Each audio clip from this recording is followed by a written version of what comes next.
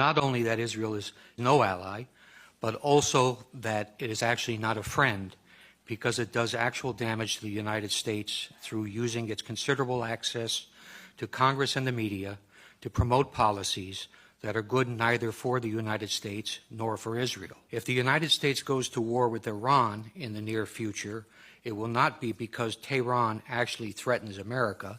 It will be because Israel and its powerful lobby in the U.S. have succeeded in creating an essentially false casus belli to mandate such action.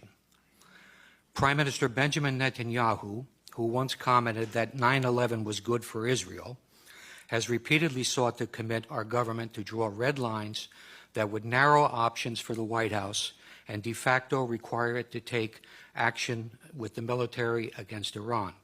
Congress is meanwhile advancing legislation that would commit the United States to intervene militarily in support of a unilateral Israeli attack, meaning that Israel could easily be empowered to make the decision on whether or not the U.S. goes to war. Israel interferes in American elections. It has corrupted our Congress. Its head of government publicly rebukes our own head of state. And its intelligence officers actually provide alarmist and inaccurate private briefings for American senators on Capitol Hill. I also would not doubt that Israel, accustomed to behaving with impunity towards its alleged friend and patron in Washington, might manufacture a pretext to draw the U.S. into a new conflict, something reminiscent of the Lavon affair in Alexandria, Egypt in 1954, or the false flag attack on the USS Liberty in 1967. In short, Israel has no reluctance to use its enormous political and media clout in the U.S. to pressure successive administrations to conform to its own foreign and security policy views. Grant Smith has described how Friends of Israel stole enriched uranium from a Pennsylvania refinery to create a nuclear arsenal. More recently, we have learned how Arnon Milchan, a Hollywood producer born in Israel, arranged for the illegal purchase of 800 nuclear triggers. Milchan picked up an Oscar last Sunday without any interference from the FBI. Israel, which relies on Washington for billions of dollars in aid and also for political cover in international fora like the UN, does not spy discreetly, largely because it knows that few in Washington will seek to hold it to account. Israel, where government and business work hand in hand, has obtained significant advantage by systematically stealing American technology with both military and civilian applications. The U.S.-developed technology is then reverse engineered and used by the Israelis to support their own exports. Israel has sold advanced weapon systems to China that are believed to incorporate technology developed by American companies, including the Python 3 air-to-air missile and the Delilah cruise missile. There is evidence that Israel has also stolen Patriot missile avionics to incorporate into its own Arrow system, and that it used U.S. technology obtained in its Lavi fighter development program to help the Chinese develop their own J-10. Israel always features prominently in the annual FBI report called Foreign Economic and Industrial Collection.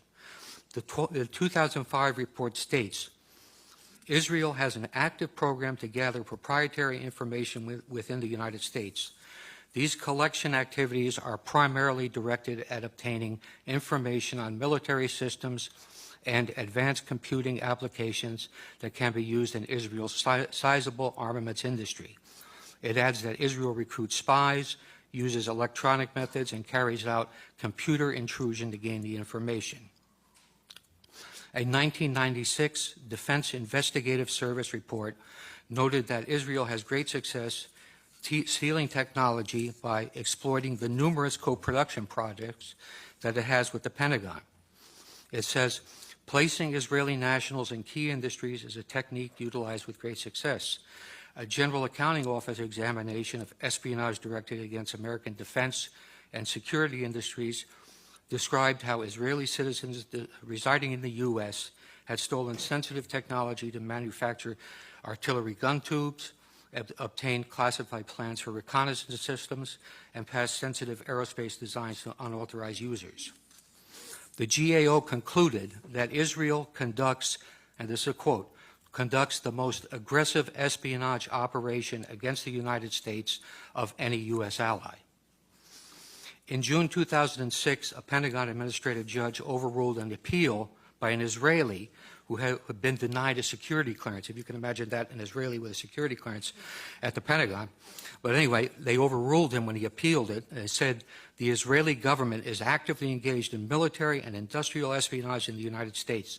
An Israeli citizen working in the U.S. who has access to proprietary information is likely to be a target of such espionage. More recently, FBI counterintelligence officer John Cole has reported how many cases of Israeli espionage are dropped under orders from the Justice Department. He provides a conservative estimate of 125 viable investigations into Israeli espionage involving both American citizens and Israelis that were stopped due to political pressure.